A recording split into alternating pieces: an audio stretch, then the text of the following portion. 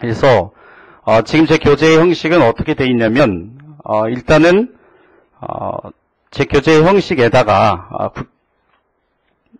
17페이지를 잠깐 보세요. 우리 시험에서 꼭 필요한, 시험장에 꼭 가지고 가야 될 만한 출제 포인트들을 정리를 한 다음에 거의 기본 문제하고 이제 뒤에 보면 유제라고 돼 있어요. 물론 지금 여기는 한 문제밖에 없어서 그런데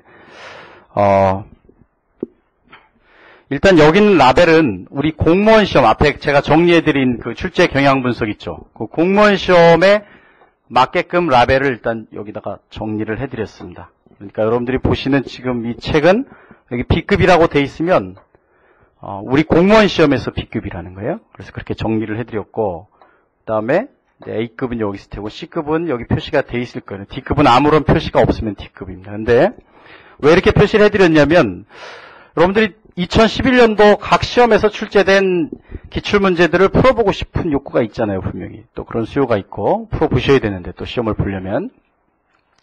그런데 무작정 아무런 문제나 막 풀 수는 없잖아요. 그죠? 이를테면 뭐 갑자기 공인회계사 시험을 갖다 놓고 막 푼다. 그러면 최근에 출제된 공인회계사 시험 문제는 1분에 푸는 문제가 아니에요. 40문제를 60분 정도 줍니다. 그래서 난이도가 굉장히 있는 문제고, 물론 우리 시험에서 국회 8급은 난이도가 조금 있죠. 그냥 그 국가직보다는.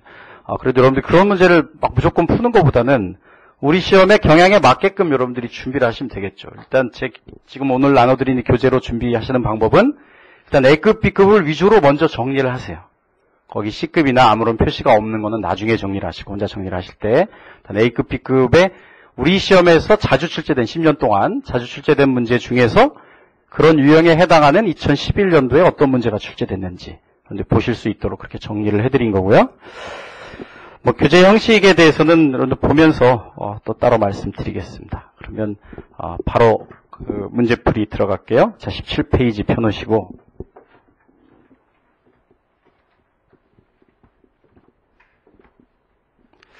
우리 문제풀이 강의다 보니까 이론적인 설명이 좀 자세하지 않을 수도 있어요. 하지만 여러분들 최대한 시험장에 가지고 가야 될 만한 핵심적인 요약에 대해서는 최대한 설명을 해드리도록 하겠습니다. 미시경제학을 들어가기 전에 미시경제 전체에 대한 교관을 해드려야 되는데 우리 뭐 시간 관계상 또 우리 지금 이 특강의 특성상 혹은 중간중간에 잠깐씩 말씀드리기로 하고 바로 문제를 풀어보도록 하겠습니다.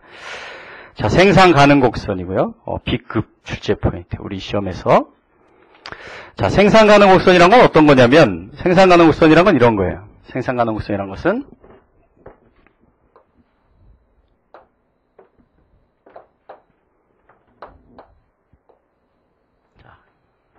이렇게 그려지는데, 생산 가능 곡선이, 생산 가능 곡선의 정의는 뭐냐면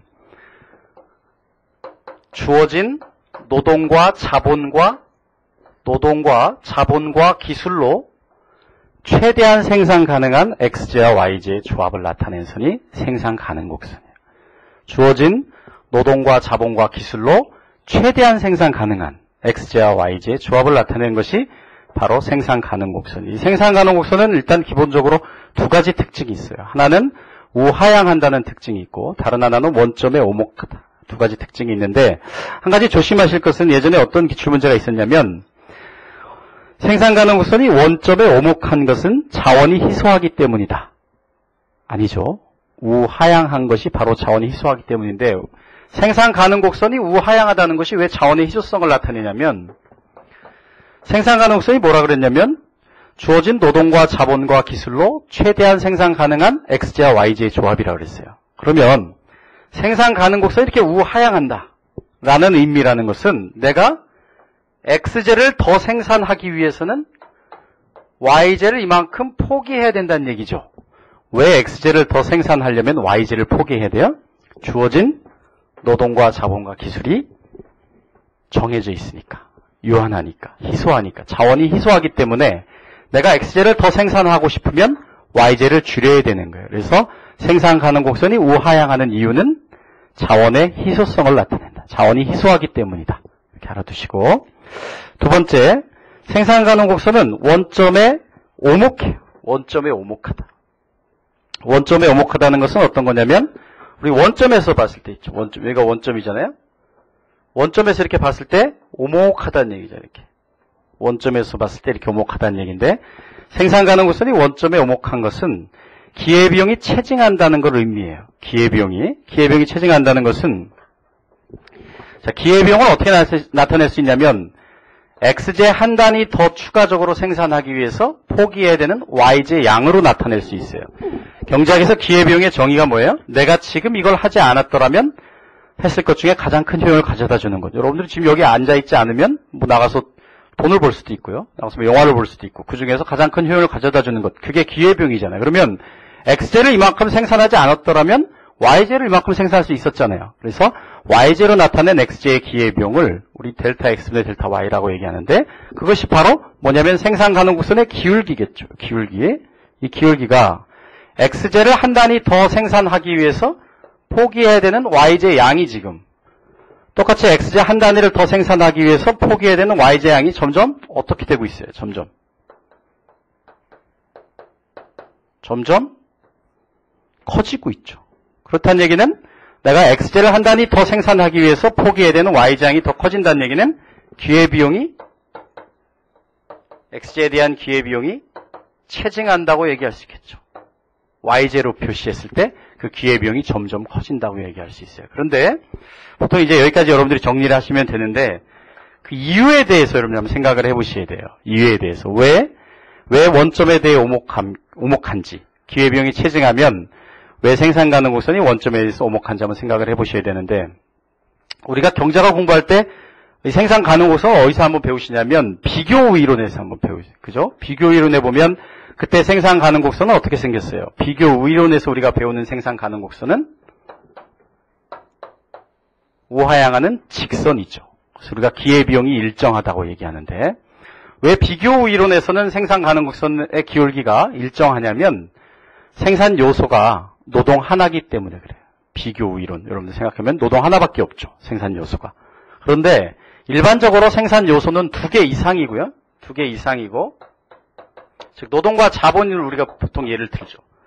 그리고 재화가 2개를 우리가 가정을 했을 때, X제와 Y제를 생산할 때 각 재화가, 각 요소가 각 재화에 특화되어 있기 때문에 원점에 오목해요. 무슨 얘기냐면, 조금 부연 설명을 해드리면, 만약에 X제가 노동 집약적이고, 그 얘기는 노동을 더 많이 쓰는 거예요. X제를 생산하기 위해서는. Y제가 자본 집약적이다. 그럼 Y제는 자본을 더 많이 투입하는 거예요. 그러면 X제는 노동을 많이 쓰고, X제는 노동 집약적이고, Y제는 자본을 많이 쓴다. 이렇게.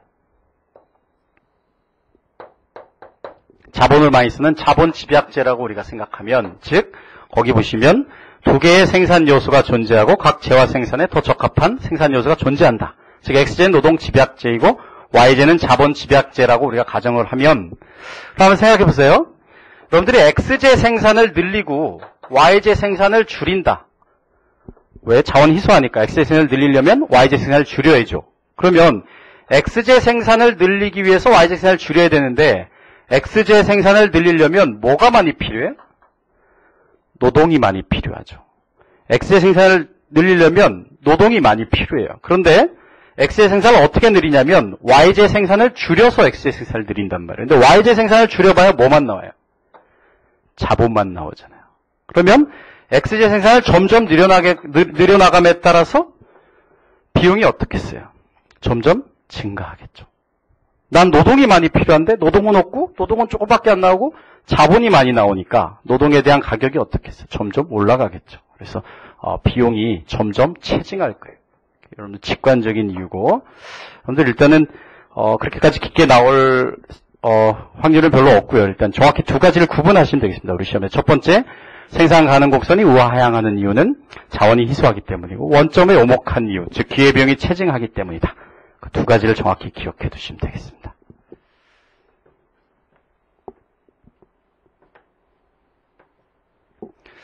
자, 그 다음에 생산 가능 곡선 상의 점의 의미가 뭐냐면, 생산 가능 곡선 상의 점의 의미 면 A점, B점, C점 이렇게 있으면, A점, B점, C점은 다 생산 가능 곡선 상의 점이죠. 그럼 이 생산 가능 곡선 상의 점이 의미하는 건 뭐냐면, 제가 생산 가능 곡선의 정의가 뭐라고 그랬어요? 주어진 노동과 자본과 기술을 최대한 이용해서